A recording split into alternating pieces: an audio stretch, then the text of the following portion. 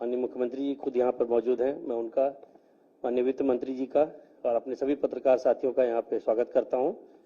और ज़्यादा समय न लेते हुए मैं सीधे माननीय मुख्यमंत्री जी से आग्रह करता हूँ कि वो अपनी बात को यहाँ पर रखें। मित्रों, मैं आज की इस विशेष प्रेस कॉन्फ्रेंस में आप सबका स्वागत करता हूं। आज की जो प्रेस वार्ता है, यह जैसा कि यहाँ पे अपर मुख्य सचिव मुख्यमंत्री कार्यालय से संजय प्रसाद जी ने आपके सामने बताया है कि यूनियन बजट के बारे में, देश की इकोनॉमी और देश की सबसे बड़ी आबादी के राज्य उत्तर प्रदेश पर इसका क्या असर पड़ने जा रहा है, इस पर मैं इस विशेष प्रेस वार्ता के माध्यम से आपका ध्यान आकर्षित करने का प्रयास करूंगा।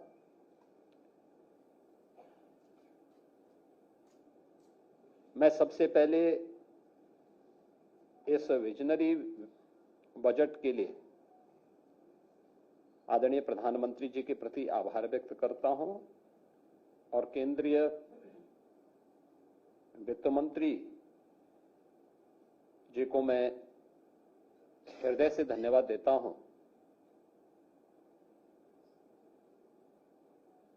कि पिछले 11 साढ़े 11 वर्ष के अंदर हमने आदरणीय प्रधानमंत्री जी के नेतृत्व में जो यात्रा तय की है, उसकी बदौलत जो नीतियां तय हुई, योजनाएं केवल कागजों तक सीमित नहीं होंगी बल्कि जमीनी धरातल पर उसका इम्पैक्ट होगा। आज उसी का परिणाम है कि 11 वर्ष में 25 करोड़ से अधिक की आबादी गरीबी रेखा से उबर करके आत्म गौरव के साथ भारत की प्रगति में अपना योगदान दे रहे हैं। परिणाम है कि अब भारत दुनिया की तीसरी बड़ी अर्थव्यवस्था के रूप में तेजी के साथ अग्रसर हुई है। यह हर भारतीय के लिए गौरव की बात है। जब नीति स्पष्ट होती है, नियत साफ होती है, तो उसके परिणाम इसी रूप में सामने आते हैं कि तीसरी बड़ी अर्थव्यवस्था के रूप में भारत आज दुनिया में तेजी के साथ आगे बढ़ा है। पिछले 11 वर्ष में हम सब ने इस बारे में देखा है कि प्रधानमंत्री जी का हर भारतवासी के प्रति सदैव यह आग्रह रहा है कि हमें नेशन फर्स्ट के भाव के साथ काम करना चाहिए और उसमें केवल अपने अधिकार की ही हम बात न करें बल्कि अपने कर्तव्यों की भी हम बात करें। याद करें, जब 2015 में प्रधानमंत्री जी ने 26 नवंबर की तिथि को संविधान दिवस के रूप में घोषित किया था, तो उन्होंने देश भर में इस बात की चर्चा के लिए आह्वान किया था कि हम मौलिक अधिकारों की बात तो करते हैं लेकिन अपने मूल कर्तव्यों की चर्चा नहीं करते। विधायिका के साथ साथ अन्य मंचों पर हर नागरिक के कर्तव्य क्या हैं राष्ट्र के प्रति, समाज के प्रति। और ये पहला बजट है जो कर्तव्य भवन से बन करके सामने आया है। हर भारतीय को अपने कर्तव्यों का एहसास कराने के लिए भी यह बजट आग्रह कर रहा है, जिसमें राष्ट्र के प्रति कर्तव्य बोध, और भविष्य की जिम्मेदारी इस बजट में हम सबके सामने दिखाई देती है। युवा शक्ति संचालित केंद्रित विकास और समान रूप से पूरे देश के अंदर एक समावेशी विकास को ध्यान में रख करके वर्ष 2026-27 का यह बजट कल वित्त मंत्री जी ने देश की संसद में प्रस्तुत किया है। बजट में जो चीज हमें देखने को मिली है कि रिफॉर्म, ग्रोथ और फिस्कल डिसिप्लिन यह बहुत स्पष्ट रूप से हमें देखने को मिला है। यानी तीनों एक सूत्र में पिरो करके हम आज एक मजबूत भारत के निर्माण की दिशा में आने वाली पीढ़ी को जोड़ करके आगे बढ़ सकें, इसके लिए यह बजट एक सुदृढ़ नींव के रूप में काम करेगा। कल प्रस्तुत संसद में प्रस्तुत बजट इसका प्रतीक है। बजट में हर नागरिक के लिए जो अपने कर्तव्य के बारे में मैंने कहा ना कि मूल कर्तव्यों के बारे में हमने अक्सर चर्चा सुनी है। बजट के माध्यम से 3 महत्वपूर्ण कर्तव्यों की ओर ध्यान आकर्षित किया गया है और इसमें जो महत्वपूर्ण पक्ष इसके माध्यम से हम सबके सामने आए हैं, देखने को मिले हैं कि उन सब पे भी हम लोग आगे बढ़े हैं। बजट में किसान, युवा, महिला और गरीब, इन सभी पक्षों को, इन सबकी आकांक्षाओं को ध्यान में रख करके यह बजट प्रस्तुत हुआ है। स्वाभाविक रूप से इस बजट के माध्यम से देश की सबसे बड़ी आबादी के राज्य की आकांक्षाओं की पूर्ति भी होती है। उसके लिए नई संभावनाओं के द्वार खुले हैं। इसमें मुख्य रूप से जब हम ध्यान देते हैं, सबसे पहली बात है कि 10,000 करोड़ रुपए का एमएसएमई सेक्टर के लिए बजट का प्रावधान। उत्तर प्रदेश देश के अंदर इसको लीड करता है। देश का सबसे बड़ा एमएसएमई देश यूपी के पास है। 96 लाख एमएसएमई यूनिट यूपी के पास है। 3 करोड़ जो हमारी आबादी है, इस एमएसएमई के माध्यम से आर्थिक स्वावलंबन के पथ पर अग्रसर होती है। ये 10,000 करोड़ रुपए का जो एक फंड है, हमें एमएसएमई सेक्टर में, जिसको हमने ओडीओपी के रूप में, वन डिस्ट्रिक्ट वन प्रोडक्ट के रूप में प्रमोट किया है, जिसको हमने ब्रांडिंग की है, डिजाइनिंग के साथ, पैकेजिंग के साथ, एक्सपोर्ट के साथ जोड़ने का कार्य किया है। हम लोग इस बात को महसूस करते थे कि हमने ये तो किया, इसने हमारे एक्सपोर्ट को बढ़ाया, इसने रोजगार का सृजन किया, अब आगे क्या? ये 10,000 करोड़ हमें इसके अगले भविष्य के लिए, इसको नई तकनीक के साथ जोड़ने के लिए, ट्रेनिंग के प्रोग्राम के साथ जोड़ने के लिए, एक्सपोर्ट के साथ जोड़ने के लिए, पैकेजिंग की नई संभावनाओं को आगे बढ़ाने में यह यूपी जैसे राज्य को मदद करेगा और यूपी सर्वाधिक लाभ इसका ले पाएगा। 12,20,000 करोड़ का इंफ्रास्ट्रक्चर का जो फंड तैयार किया गया है, इसके लिए घोषणा की गई है। स्वाभाविक रूप से इसमें इंफ्रास्ट्रक्चर विकास का है, कनेक्टिविटी का है और भी अन्य सेक्टर को आगे बढ़ाने का, जिनमें 7 रेलवे के नए कॉरिडोर, दिल्ली वाराणसी, वाराणसी सिलीगुड़ी, ये 2 यूपी को प्राप्त हुए हैं। इन 2 नए रेलवे कॉरिडोर का लाभ यूपी की बेहतरीन रेल इंफ्रास्ट्रक्चर को, eastern and western freight corridor, ये दोनों यूपी से होकर के जा रहे हैं, जिसमें हमारा लॉजिस्टिक का सबसे बड़ा हब यूपी के अंदर तैयार हो रहा है, इसका लाभ यूपी को प्राप्त होगा। 20 वाटरवे जिनमें यूपी के अंदर देश का पहला वाटरवे, इनलैंड वाटरवे वाराणसी से हल्दिया के बीच में प्रारंभ हो चुका है। हमने वाराणसी, प्रयागराज और इसको यमुना जी में भी आगे बढ़ाने के लिए अपने प्रस्ताव तैयार किए हैं।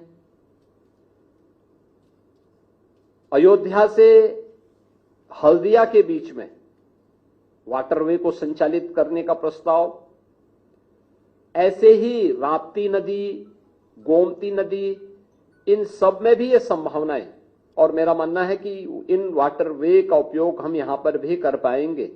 एक इस फील्ड में भी हमें एक नया वो मिला है। दूसरा, कार्गो मूवमेंट के लिए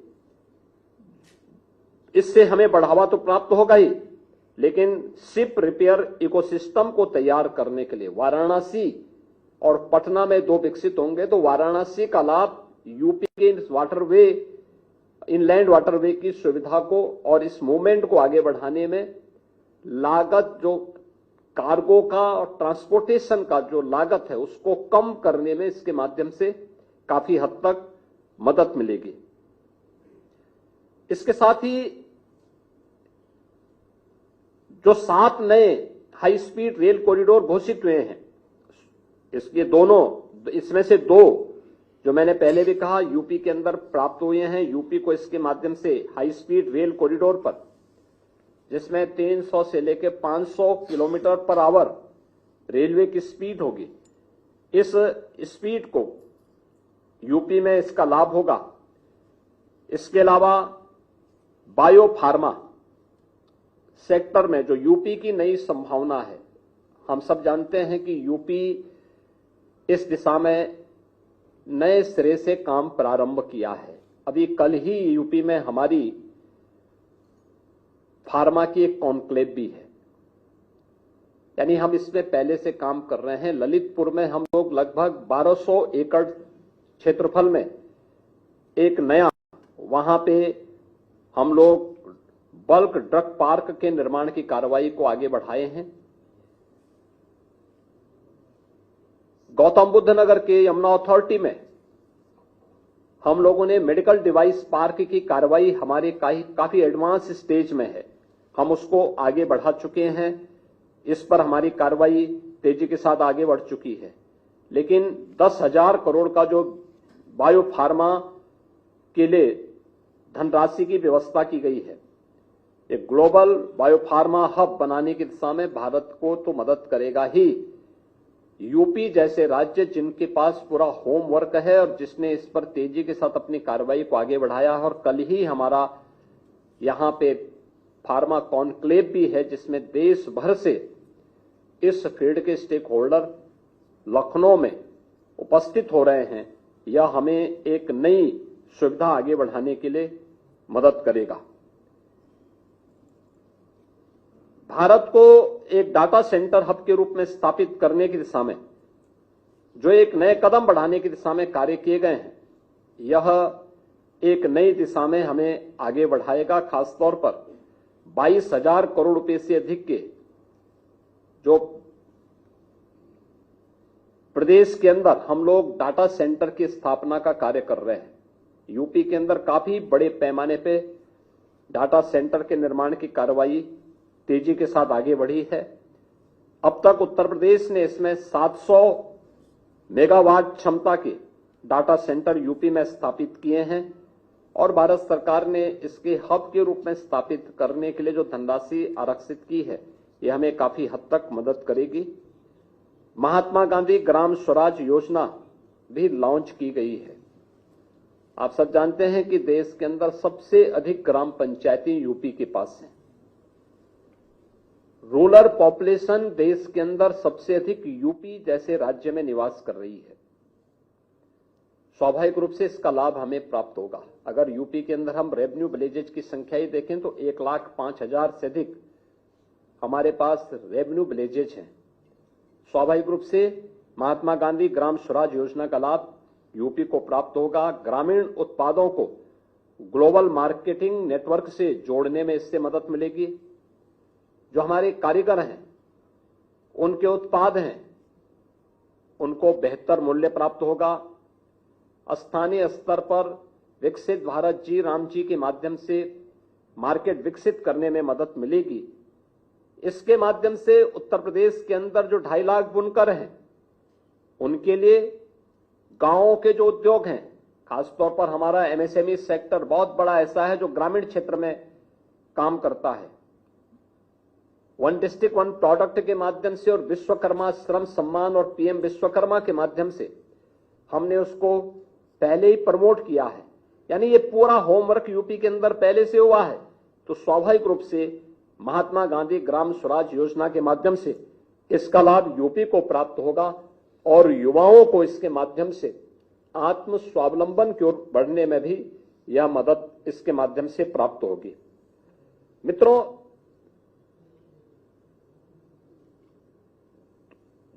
इस बजट में लॉजिस्टिक के लिए भी काफी बड़ी संभावनाएं और उसके हब के रूप में गौतम बुद्ध नगर, कानपुर के साथ ही वाराणसी को, क्योंकि देश का पहला वाटरवे यह वाराणसी से हल्दिया के बीच में प्रारंभ हुआ है। तो मल्टी मॉडल लॉजिस्टिक हब के रूप में वाराणसी को डेवलप करने की कार्रवाई को इससे गति मिलेगी और हमें वहां पर इन सभी चीजों को आगे बढ़ाने में इसके माध्यम से यूपी को प्राप्त होगी। यूपी के अंदर महिला कार्यबल को पिछले 9 वर्ष के अंदर हमने तेजी के साथ आगे बढ़ाया है। यानी जो पहले 12% था, आज जो 36% महिला कार्यबल यूपी के अंदर अलग अलग सेक्टर में कार्य कर रही है। पिछले बजट में प्रदेश को 7 ऐसे महिलाओं के लिए, कामकाजी महिलाओं के लिए हॉस्टल उपलब्ध हुए थे और हम धन्यवाद देंगे आदरणीय प्रधानमंत्री जी को कि इस बार उन्होंने हर जनपद में कामकाजी महिलाओं के लिए हॉस्टल की घोषणा की है। यूपी के 75 जनपदों का इसका लाभ प्राप्त होगा और यहां पर यूपी के अंदर जो वुमेन वर्कफोर्स है, जिसको हमने 13%, 12%, 12-13% से बढ़ा करके 36% तक पहुंचाया है। शहरी क्षेत्र में उनके लिए छात्रावास रहने के लिए उपलब्ध हो पाएंगे, एक सुरक्षित आवासीय सुविधा उन्हें वहां पर उपलब्ध हो पाएगी। इसके अलावा छात्राओं के लिए शिक्षा में बराबर की गारंटी के लिए भी, छात्रावास के निर्माण के लिए भी एक नई गति प्राप्त होगी। मित्रों, आपने यूपी की इस स्ट्रेंथ को देखा होगा जिसमें टूरिज्म के एक नए हब के रूप में यूपी उभरा है। कल ही माघ मेले का एक चरण कल संपन्न हुआ है। माघ मेला केवल कल्पवासियों तक सीमित होता था। लाखों की संख्या में ही श्रद्धालु पूरे माघ मेले के अंदर दिखाई देते थे और इस बार आपने माघ मेले की सफलता को देखा होगा। यानी गवर्नमेंट थोड़ी भी फैसिलिटेट कर दे और सुरक्षा की बेहतर व्यवस्था कर ले, कैसे श्रद्धालु आते हैं। आपने देखा होगा पौष पूर्णिमा के दिन 1 करोड़ के आसपास श्रद्धालुओं ने स्नान किया था। मकर संक्रांति के दिन यह संख्या बढ़कर के 2.5 करोड़ तक पहुंची थी। मौनी अमावस्या के दिन यह संख्या बढ़कर के 4.5 करोड़ पार कर गई थी। वसंत पंचमी के दिन यह संख्या 3.5 करोड़ से ऊपर पहुंची थी और कल माघी पूर्णिमा को प्रयागराज में 2 करोड़ 10 लाख से अधिक श्रद्धालुओं ने, कल्पवासियों ने और पूज्य संतों ने त्रिवेणी में स्नान किया। यानी ये यूपी की संभावना है। गवर्नमेंट थोड़ा भी फैसिलिटेट करे और सुविधा सुरक्षा की उचित व्यवस्था कर ले तो कैसे हर एक केंद्र टूरिस्ट डेस्टिनेशन के रूप में स्थापित हो सकता है। प्रयागराज उसका उदाहरण है, काशी उसका उदाहरण है, अयोध्या उसका उदाहरण है, मथुरा वृंदावन उसका उदाहरण है, मां विंध्यवासिनी का धाम उसका उदाहरण है, बौद्ध परिपथ इसके उदाहरण हैं, और भी अन्य सेक्टर हैं जहां भी इसकी सुविधा प्राप्त हुई है। अब वह संख्या जहां लाखों थी वो करोड़ों में जा रही है, जहां हजारों में थी वो लाखों में जा रही है। हम धन्यवाद देंगे आदरणीय प्रधानमंत्री जी को और केंद्रीय वित्त मंत्री जी को कि इस बार उन्होंने 15 आर्कोलॉजिकल साइट्स को डेवलप करने के लिए बजट में प्रावधान किया है, जिसमें 2 ऐसे साइट्स यूपी के हैं जिनमें एक सारनाथ वाराणसी का और दूसरा हस्तिनापुर मेरठ का। ये भी 2 महत्वपूर्ण केंद्र जो आर्कोलॉजिकल साइट्स हैं, इनको डेवलप करने की दिशा में हमें मदद मिलेगी। इसके अलावा अन्य साइट्स जो भी इस प्रकार के होंगे, जो पौराणिक हैं, ऐतिहासिक हैं, इनको उसी तर्ज पर विकसित करने की दिशा में हमें एक सहायता मिलेगी और टूरिज्म को इसके माध्यम से और गति देने के लिए हमें इसके माध्यम से एक मदद मिल पाएगी। उत्तर प्रदेश के अंदर नोएडा हो, ग्रेटर नोएडा हो, यमुना अथॉरिटी हो, या यूपी के अंदर अन्य कार्य, सेमीकंडक्टर के एक नए हब के रूप में हम यूपी उभर रहा है। कल के बजट भाषण में माननीय वित्त मंत्री जी ने सेमीकंडक्टर पार्क से की जो घोषणा की है, यूपी इसका लाभ लेगा, क्योंकि देश के अंदर जिन 3 राज्यों ने अब तक इसमें अच्छा कार्य किया है उनमें से यूपी भी है। यूपी के अंदर पहले से ही कई प्रस्ताव प्राप्त हुए हैं, हमें इसके माध्यम से इसे आगे बढ़ाने में मदद मिलेगी। देश के अंदर टूरिस्ट गाइड को प्रोत्साहित करने के लिए भी जो कार्य प्रारंभ हुए हैं, 10,000 टूरिस्ट गाइड के प्रशिक्षण और उनके स्किल अप करने की दिशा में जो कार्य प्रारंभ होंगे, ये देश के अंदर अलग अलग पर्यटन केंद्रों में इसकी रैंकिंग जारी हुई है। यूपी के कई पर्यटन केंद्र इसके लिए हम लोगों ने तैयार किए हैं। स्वाभाविक रूप से युवाओं को व्यापक पैमाने पर रोजगार का सृजन इसके माध्यम से प्राप्त होगा। वैसे भी यूपी इस दिशा में एक नई स्थिति को प्राप्त कर सकता है। खासतौर पर जब हम इसकी बात करते हैं तो यूपी के अंदर इलेक्ट्रॉनिक मैन्युफैक्चरिंग की दिशा में अगर हम देखेंगे तो यूपी ने इसमें बहुत अच्छी स्थिति पैदा की है। देश के अंदर मोबाइल मैन्युफैक्चरिंग की बात जब हम करते हैं, देश का कुल प्रोडक्शन का 55% अकेले यूपी के अंदर मैन्युफैक्चर हो रहे हैं। इसके प्रोडक्शन यूपी के अंदर होते हैं। इलेक्ट्रॉनिक कंपोनेंट का 60% कंपोनेंट का मैन्युफैक्चरिंग यूपी कर रहा है। स्वाभाविक रूप से यूपी के अंदर अगर हम इलेक्ट्रॉनिक मैन्युफैक्चरिंग की बात करते हैं तो 2 लाख करोड़ का इलेक्ट्रॉनिक मैन्युफैक्चरिंग अकेले यूपी कर रहा है आज के दिन पे। तो यह इसका लाभ यूपी को प्राप्त होगा और यूपी इसमें एक नए रूप में केंद्र सरकार की इस योजना का लाभ लेने में सफल होगा। 5 लाख की आबादी के शहरों के खास इंफ्रास्ट्रक्चर के लिए भी बजट में घोषणा की गई है। हमारे पास 762 अर्बन बॉडीज हैं और इनमें से 225 हमारी अर्बन बॉडीज ऐसी हैं जिनकी आबादी 5 लाख या उसके ऊपर की है। 17 नगर निगम और बाकी जो नगर पालिकाएं हैं, इन नगर पालिकाओं की आबादी 5 लाख और उससे ऊपर की ही है। स्वाभाविक रूप से इस अर्बन इंफ्रास्ट्रक्चर का लाभ भी यूपी के शहरों को प्राप्त होगा और यहां पे हमें आधुनिक इंफ्रास्ट्रक्चर इसके माध्यम से खड़ा करने में मदद मिलेगी। डिस्ट्रिक्ट हॉस्पिटल की क्षमता को दोगुना करना, को प्राप्त करने की दिशा में आगे बढ़े हैं। ये डबल इंजन सरकार ने हेल्थ इंफ्रास्ट्रक्चर में पिछले 8-9 वर्षों में जो कार्य किया है उसका लाभ यूपी का नागरिक ले रहा है। डिस्ट्रिक्ट हॉस्पिटल, यह इसकी क्षमता विस्तार की मांग होती थी। स्वाभाविक रूप से 98 हमारे पास डिस्ट्रिक्ट लेवल के हॉस्पिटल हैं, क्योंकि कुछ जगह महिला और पुरुष अलग अलग डिस्ट्रिक्ट हॉस्पिटल हैं, तो इन सब की क्षमता को आगे बढ़ाने के लिए जो सहयोग प्राप्त होगा, इससे स्थानीय स्तर पर लोगों को काफी सुविधा प्राप्त होगी और हेल्थ इंफ्रास्ट्रक्चर को आगे बढ़ाने, सभी जनपदों में इमरजेंसी और ट्रामा सेंटर खोलने की सुविधा प्राप्त होगी।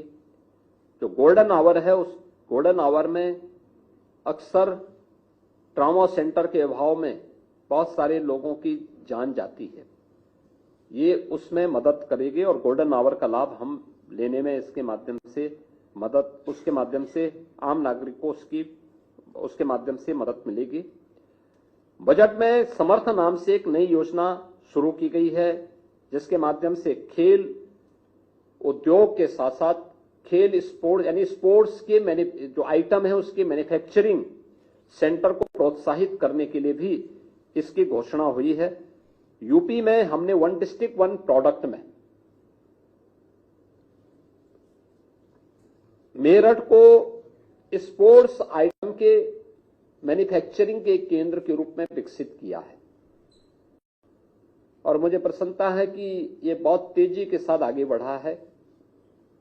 इसके अलावा आगरा और कानपुर ये लेदर क्लस्टर हैं हमारे, यहां पे भी स्पोर्ट्स की एक्टिविटीज के साथ ही इन चीजों को हम आगे बढ़ा रहे हैं। हमारा major Dhyanchand sports university Meerut में हम लोग अप्रैल मई तक उसको पूरा कर देंगे, उसका सत्र प्रारंभ हो चुका है। हम लोग हर डिविजनल हेडक्वार्टर एक स्पोर्ट्स कॉलेज के निर्माण की दिशा में भी आगे बढ़े हैं।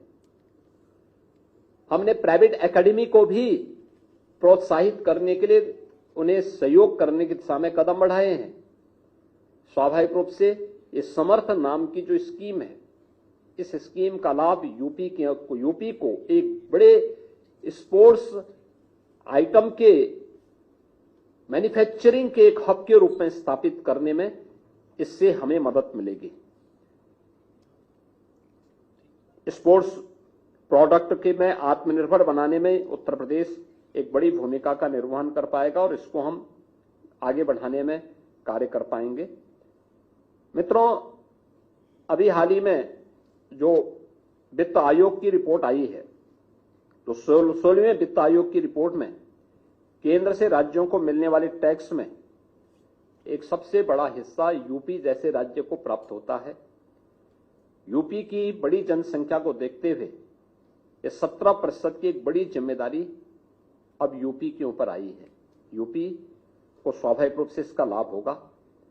इसके साथ ही मेडिकल टूरिज्म के और एलाइड हेल्थ के माध्यम से यूपी को उसके मेडिकल हब के रूप में स्थापित करने, इसके माध्यम से नए रोजगार के सृजन करने, 5 all India institute of Ayurveda की स्थापना की जो घोषणा की गई है, हम लोगों ने पहले से ही यूपी के लिए, वाराणसी के लिए इसकी डिमांड पहले से ही हम लोगों ने की है और मेरा विश्वास है कि यूपी को, वाराणसी को आयुर्वेद के लिए, क्योंकि भगवान धन्वंतरी का जन्म काशी में ही हुआ था, तो काशी से इसको आगे बढ़ाने में हमें मदद मिलेगी और यूपी के अंदर पिछले 8-9 वर्षों के अंदर हेल्थ इंफ्रास्ट्रक्चर को आगे बढ़ाने में जो मदद मिली है डबल इंजन सरकार के समय में,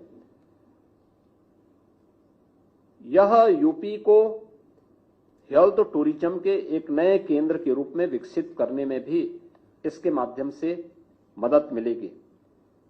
भारत विस्तार याई कृषि प्लेटफॉर्म के माध्यम से किसान को उसकी भाषा में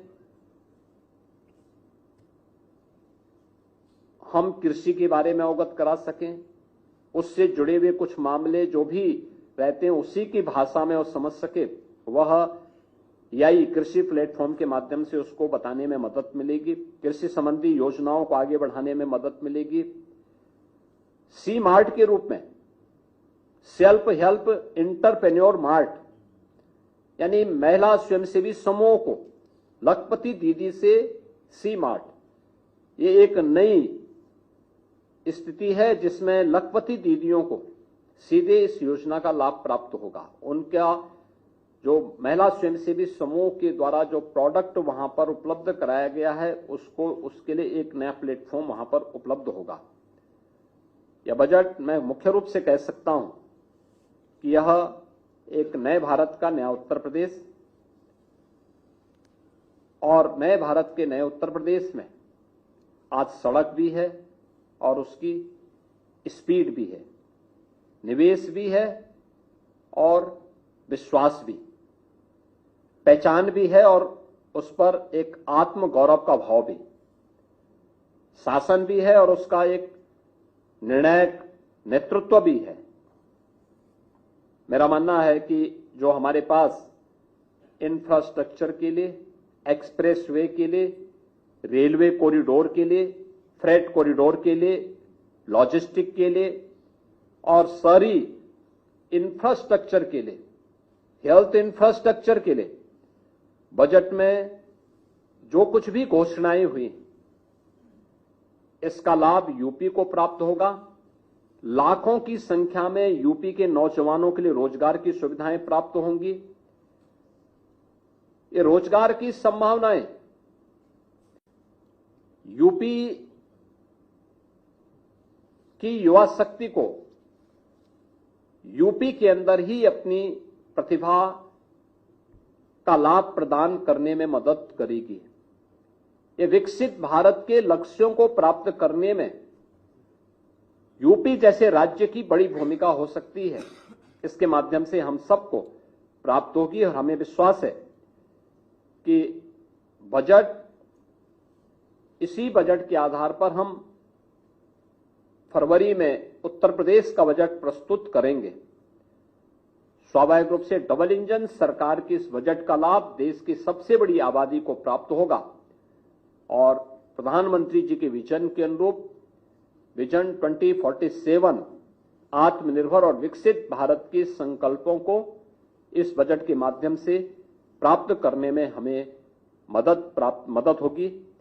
आज के इस अवसर पर मैं वर्ष 2026-27 के केंद्र सरकार के इस बजट के लिए आदरणीय प्रधानमंत्री जी के प्रति आभार व्यक्त करता हूं। केंद्रीय वित्त मंत्री जी को हृदय से धन्यवाद देता हूं और विश्वास करता हूं कि यह बजट विकसित भारत और विकसित उत्तर प्रदेश के प्रधानमंत्री जी के विजन को आगे बढ़ाने में एक निर्णायक भूमिका का निर्वहन करेगा। धन्यवाद जी।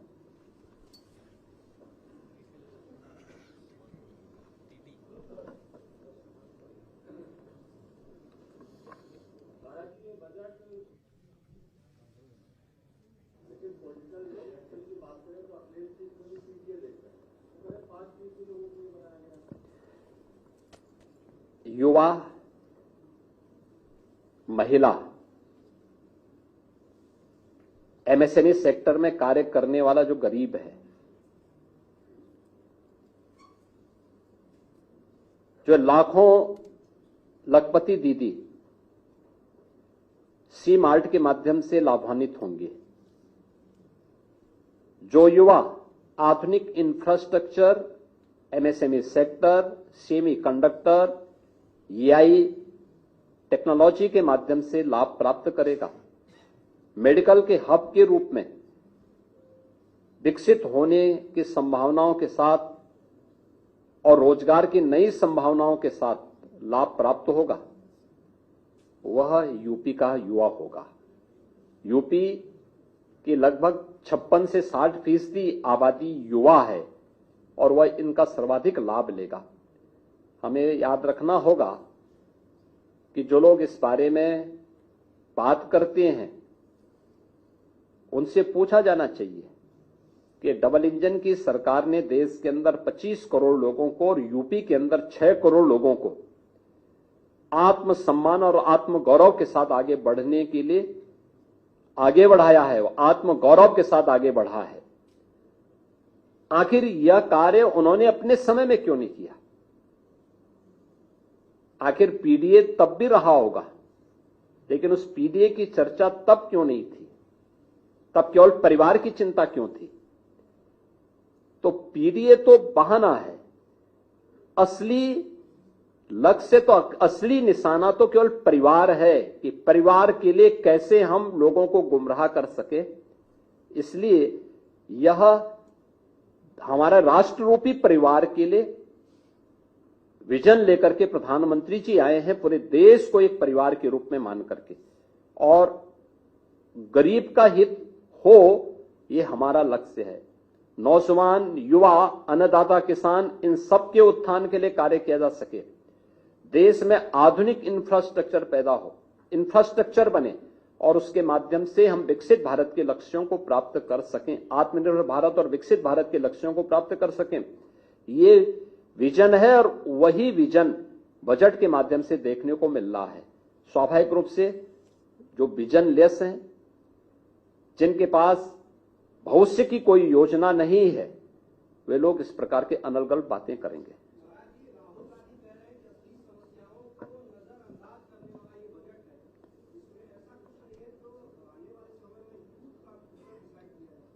हमने बता दिया ना कि इसमें आज की नई इमर्जिंग टेक्नोलॉजी के साथ यूथ को जोड़ने का काम हो रहा है। ये आधुनिक 12 लाख, आप अनुमान करिए कि 12,20,000 करोड़ केवल देश के आधुनिक इंफ्रास्ट्रक्चर के लिए समर्पित किए गए हैं। हेल्थ के 5 नए हब देश के अंदर अत्याधुनिक हेल्थ के बनने की दिशा में नए कार्य होने जा रहे हैं। 5 लाख की आबादी के सिटी में नए इंफ्रास्ट्रक्चर के लिए बजट का प्रावधान किया गया है। महिला समूह को सी मार्ट के माध्यम से, एसएचजी से सी मार्ट तक की इस यात्रा को आगे बढ़ाने के लिए, और एमएसएमई सेक्टर जिसमें रोजगार की सर्वाधिक संभावनाएं हैं, इस सेक्टर के लिए जो घोषणाएं की गई हैं, ये उत्साहवर्धक है, एक निर्णायक भूमिका का निर्वहन करेंगे। स्वाभाविक रूप से युवा इससे सर्वाधिक लाभान्वित होगा और उस कोष को आगे बढ़ाने में मदद मिलेगी।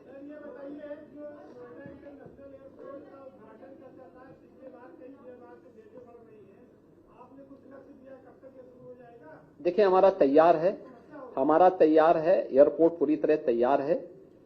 उसमें इस एयरपोर्ट के लिए एरोड्रम लाइसेंस की कार्रवाई फाइनल स्टेज में है। मेरा मानना है कि हम लोग इस महीने आदरणीय प्रधानमंत्री जी के कर कमलों से हमारा प्रयास होगा कि इस एयरपोर्ट का हम लोग उद्घाटन करवा दें। काफी बड़ा आया है देश की रक्षा आवश्यकताओं की पूर्ति के लिए, और डिफेंस मैन्युफैक्चरिंग कॉरिडोर में धन्यवाद दूंगा आपको कि मैं इस बात को भूल गया था, लेकिन डिफेंस मैन्युफैक्चरिंग कॉरिडोर के लिए यूपी में 6 नोड हमारे विकसित हो रहे हैं। अब तक यहां पे काफी बड़े पैमाने पे लगभग 12,500 करोड़ रुपए के निवेश के प्रस्ताव आए हैं, जिनमें से काफी बड़े पैमाने पर वह जमीनी धरातल पर उतर चुके हैं। 40,000 युवाओं को अभी हमारे सभी नोड्स में, अलग अलग नोड में कार्य भी प्राप्त हुआ है, जिसमें ड्रोन मैन्युफैक्चरिंग की कार्रवाई भी चल रही है।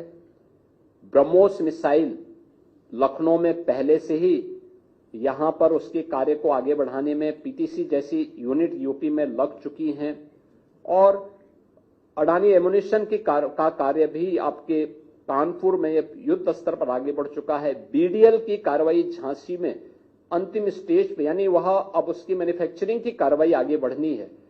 स्वाभाविक रूप से डिफेंस के लिए बढ़ा हुआ यह बजट यूपी जैसे डिफेंस मैन्युफैक्चरिंग के एक नए हब के रूप में यूपी उभरा है, इसका लाभ यूपी को प्राप्त होगा, यूपी के निवेशकों को प्राप्त होगा। हाँ, हम उसको जहां आवश्यकता पड़ रही वहां पे हम लैंड बैंक एक बना करके उसको आगे बढ़ा रहे हैं। धन्यवाद जी, बहुत बहुत धन्यवाद जी।